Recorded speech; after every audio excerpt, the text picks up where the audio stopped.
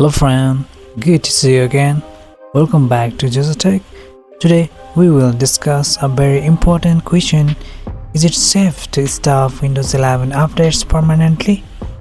Many users feel annoyed by frequent updates, but is stopping them the right choice? Let's find out. You should know why updates are important.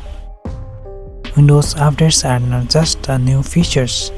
They include security patches, bug fixes, driver improvements, system performance upgrades. Without these updates, your system becomes more vulnerable to viruses, hacking, updates, and software failures. Is it safe to stop Windows Update permanently? The answer is no. It's not safe. Stopping updates forever means no security protection there in your device, increased risk of malware, compatibility problems with applications and games, potential system instability in the long run. So disabling updates completely is not recommended. When you can temporarily stop updates, it is acceptable to pause updates for a short time. If you have a limited internet data, if you are using mobile phone data, at that time you can use this feature. A new update is causing system issues. You are working on a project and need temporary stability. Temporary control is safe, permanent blocking is not safe. Safe methods to control updates. Instead of turning updates off forever, use these safe settings. You can pause Windows updates up to the 4 weeks. Press Windows plus I from the keyboard to open the Starting tab.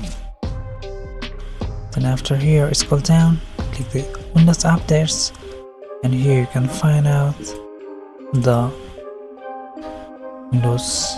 You can extend Windows updates for 4 weeks here. The another method is press Windows plus R from the keyboard, type services .msc, hit enter.